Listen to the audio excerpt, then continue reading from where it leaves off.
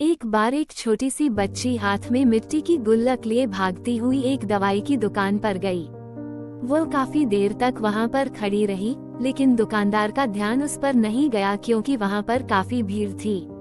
उसने दुकानदार को कई बार बुलाया, लेकिन दुकानदार का ध्यान उस पर नहीं गया क्योंकि वहाँ पर भीड़ बहुत थी। फिर इस बच्ची को गुस्सा आया और अपने मिट्टी की गुल्लक को वहीं काउंटर पर जोर से रख दिया। इसके बाद दुकानदार और वहाँ पर खड़े सभी लोग उसे बच्ची की तरफ देखने लगे। दुकानदार ने उसे बच्ची से पूछा कि बेटे आपको क्या चाहिए, तो वह बड़े ही भोलेपन से बोली, मुझे एक चमत्कार चाहिए। ये सुनकर दुकानदार को कुछ समझ में नहीं आया और न ही वहाँ पर खड़े लोगों को कुछ समझ में आया। सभी उसकी तरफ देखने लगे। फिर दुकानदार ने उससे कहा कि बेटे चमत्कार तो यहाँ पर नहीं मिलता है। तो बच्ची को लगा कि वो उसे झूठ बोल रहा है। उसने कहा कि मेरे गुल्लक में बहुत पैसे हैं, बताओ आपको कितने पैसे चाहिए, मैं आज यहाँ से चमत्कार लेकर ही जाऊंगी। तभी काउंटर पर खड़े एक आदमी ने उससे पूछा कि बेटी क्यों चाहिए तुमको चमत्कार। तब उसे बच्ची ने अपनी कहानी बताई। अभी कुछ दिन पहले मेरे भाई के सर में बहुत तेज दर्द हुआ। मेरे पापा मम्मी उसको हॉस्पिटल ले गए। उसके बाद कई दिन तक मेरा भाई घर नहीं आया। मैंने बहुत बार अपने पापा से पूछा, लेकिन उन्होंने मुझे कुछ नहीं बताया। वो बार बार यही बोलते रहे कि वह कल आ जाएगा, लेकिन वह अभी तक घर नहीं आया है। तभी मैंने देखा कि मम्मी रो रही थी और पापा उनसे कह रहे थे कि हमारे बेटे के इलाज और दवाइयों के लिए जितने पैसे चाहिए उतने पैसे मेरे पास नहीं है। अब उसको कोई चमत्कार ही बचा सकता है। तब मुझे लगा कि मेरे पापा के पास अगर पैसे नहीं भी हैं तो क्या हुआ, मेरे पास तो है।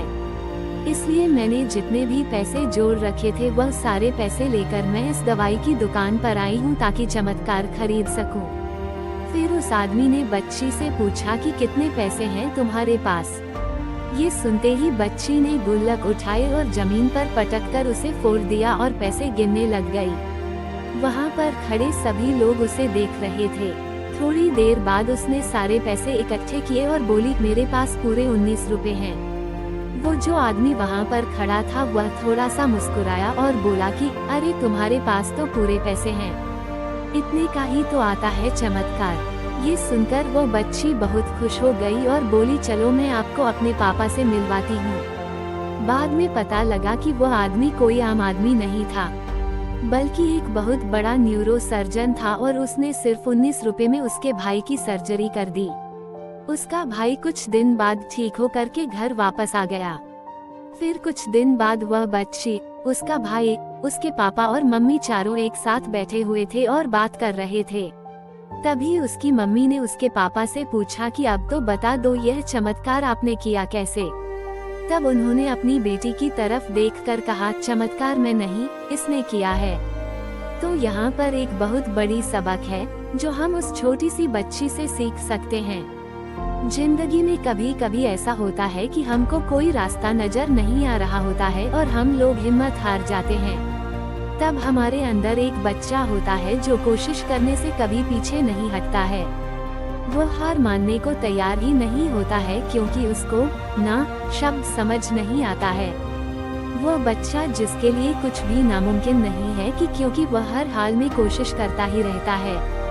हम आशा करते हैं कि आपको ये पसंद आई होगी। इन कहानियों को पढ़कर आपके अंदर कुछ कर दिखाने की इच्छा बढ़ जाएगी और अपने जीवन में कुछ बड़ा कर दिखाएंगे। अगर आपको ये पसंद आई है तो कृपया इसे अपने दोस्तों को भी शेयर करें जिनको इसकी ज्यादा जरूरत है।